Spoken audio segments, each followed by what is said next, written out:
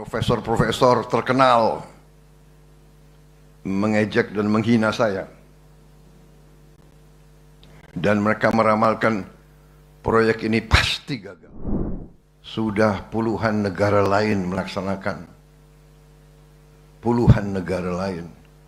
Dan negara-negara yang maju, negara-negara yang demokratis,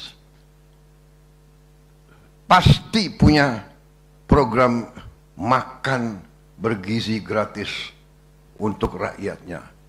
Makan bergizi gratis mungkin tidak penting untuk orang-orang yang cukup berada. Mungkin tidak penting bagi mereka yang di atas. Tapi di seluruh dunia yang saya pelajari, makan bergizi gratis adalah sangat-sangat diperlukan oleh mayoritas rakyat. Waktu saya melancarkan program ini, saya diejek, saya dijelek-jelekin, saya dituduh macam-macam. Saya juga tidak mengerti. Bahkan yang banyak mengejek adalah orang-orang yang terdidik. Profesor-profesor terkenal mengejek dan menghina saya. Dan mereka meramalkan proyek ini pasti gagal. Program ini menghamburkan uang.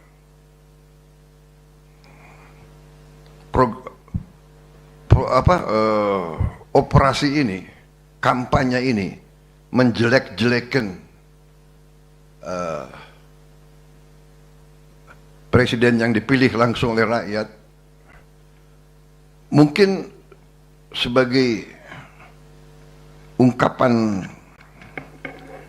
dendam dan dengki mungkin adalah biasa, tapi sesuatu yang menyerang hal yang sangat diperlukan oleh orang-orang yang belum kuat ekonominya sungguh menyedihkan bagi saya. Tapi saya yakin waktu itu saya berada di atas jalan yang benar. Saya yakin bahwa tujuan kita benar dan baik. Terlalu banyak anak-anak Indonesia mengalami stunting. Stunting itu adalah kurang gizi. Kurang gizi ini mengakibatkan sel-sel kita tidak bisa berkembang dengan baik. Sel otak tidak bisa berkembang dengan baik. Sel tulang tidak bisa berkembang dengan baik. Sel otot tidak bisa berkembang dengan baik. Jadi stunting akibat juga dari proses pemiskinan. Proyek pemiskinan rakyat Indonesia. Stunting waktu itu 25% dari anak-anak kita. Kita tidak bisa dengan teori, tidak bisa dengan hanya dengan kata-kata, hanya dengan program-program indah. Akhirnya saya belajar dari pengalaman bangsa-bangsa lain bahwa memang satu-satunya jalan adalah intervensi langsung dari pemerintah, langsung kepada anak-anak, ibu-ibu hamil dan orang tua yang tidak berdaya, orang tua lansia. Ini sudah dilaksanakan oleh lebih dari 77 negara. Saya ulangi, mungkin lebih dari 75. Kita mungkin negara yang ke-76 atau ke-77. Dan saya lihat waktu itu negara-negara yang persis seperti kita, yang per kapita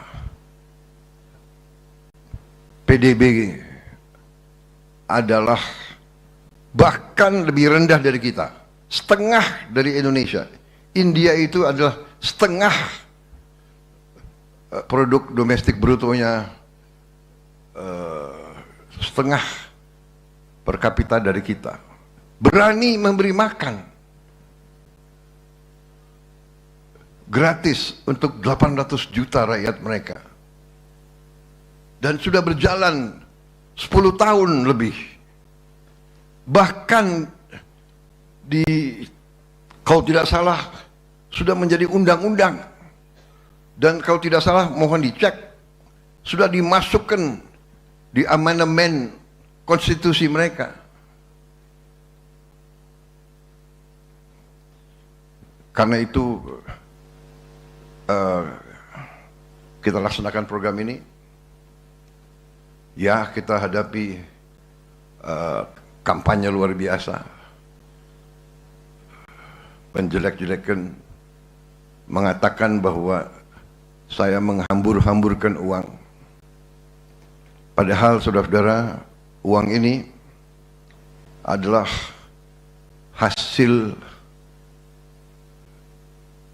penghematan, hasil efisiensi dari anggaran yang saya dan tim saya yakin kalau tidak kita hemat, uang ini akan dimakan oleh korupsi, akan dihabis-habiskan untuk memperkaya oknum-oknum pribadi-pribadi.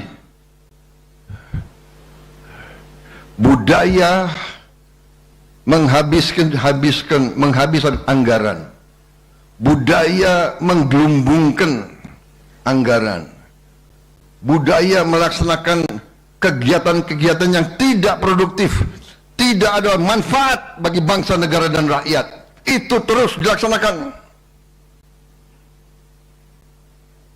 Rapat-rapat di hotel-hotel di luar kota,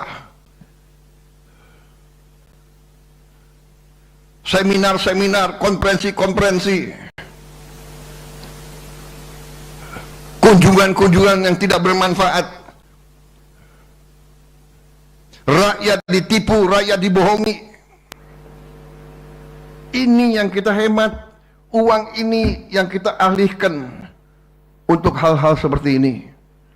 Saudara-saudara, APBN kita tidak keluar dari parameter yang kita tetapkan.